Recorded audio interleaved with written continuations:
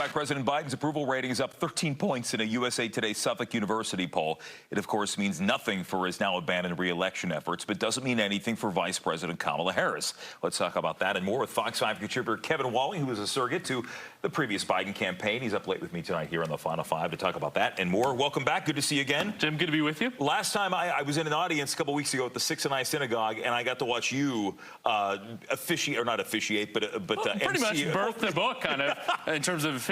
The book, What's Next? What's Next by Mary McCormick and Melissa Fitzgerald. Yeah. Now a New York Times bestseller, number 3 on the New York Times bestseller list. Yeah. But we were joined with Martin Sheen and Richard Schiff of the West Wing fame as well. It was a great event. The fictional White House. But and I was very nervous every time I looked out in the crowd and I saw your face just beaming up. Was it me or Tony P sitting next to me? Both of you made me very nervous, but we muddled through. So here we are. I mean, obviously things have changed. You went through both conventions.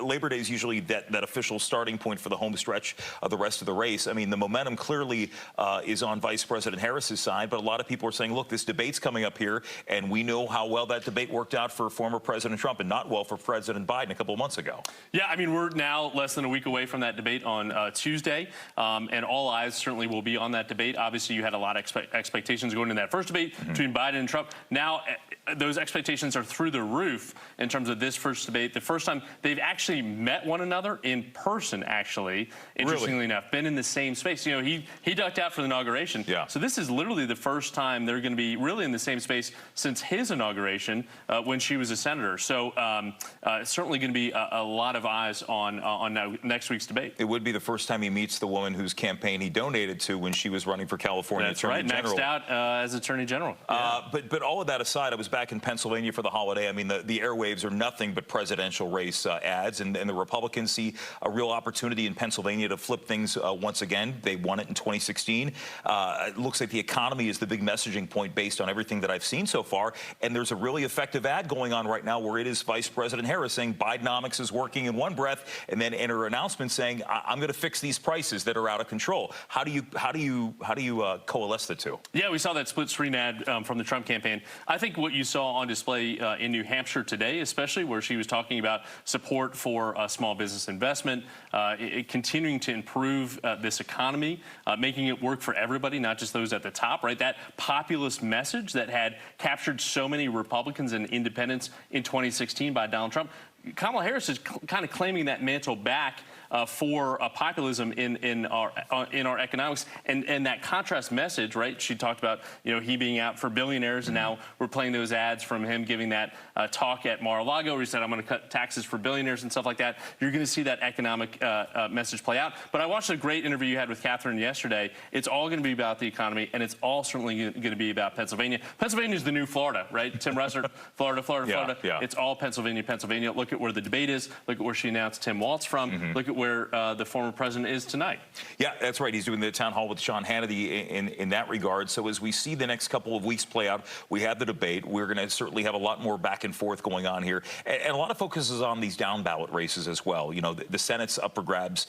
You're going to see places even like in Maryland where there's polling out showing that Angela Alsobrooks is in a very tight race with Larry Hogan, but Vice President Harris is winning commandingly in some of those polls out there. Yeah, and interestingly enough, you saw, you know, the vice president raised more than $500 million since announcing her candidacy coming in after Joe Biden stepped back. She's now funding a lot of down ballot races because, again, she wants governing partners in the House and the Senate. Her agenda is just as good as it is if she doesn't have both the House and Senate control in terms of passing some of these bills that she talked about today in New Hampshire. So, and you're seeing the Republican committees telling their races, you know, you're on your own pretty much in terms of support from the top down and President Trump. But you do see that dichotomy in a lot of key states. Wisconsin's another one with Tammy Baldwin, incumbent, running very far ahead. She was running ahead of Joe Biden when he was in the race, and still running ahead of where the vice president is right now in the Badger State. Big story over the last couple of days as well has been the likes of Liz Cheney coming out and saying not only is she not voting for Donald Trump, she says she is voting for Kamala Harris. We've heard that from Jim McCain, son of the late John McCain. I mean, clearly, if you talked about McCains and Cheneys in the context of the GOP, 10 years ago, it's a much different story than what it is today. Does that sway any votes? Are there Republicans out there who say, you know what, if Liz Cheney says that Donald Trump is not the choice, I'm going to trust her? It seems as though that's not going to work in the modern day GOP. I mean, I'm really focused on where those Haley voters go, for example. We just talked about the Alsobrooks Hogan race. She was, even after dropping out in that Maryland primary that we covered on primary night, she got something like 25% in Maryland, just, here in the DMV. So there's those kind of voters that are at play, and I think it's a permission structure that hopefully these McCains, these Romneys, these others give to these folks that are on the sidelines, that are traditional Republicans like my husband, to kind of pull the trigger and come over to our side. But the difference is Nikki Haley said, I'm voting for Donald Trump, so we're going to see what that goes from there. Your ballot is secret, so we'll never know. Kevin Long, good to see you, man. Good to see you, Thanks Jeff. for coming in tonight. Thanks for having me. Final Five is back after this.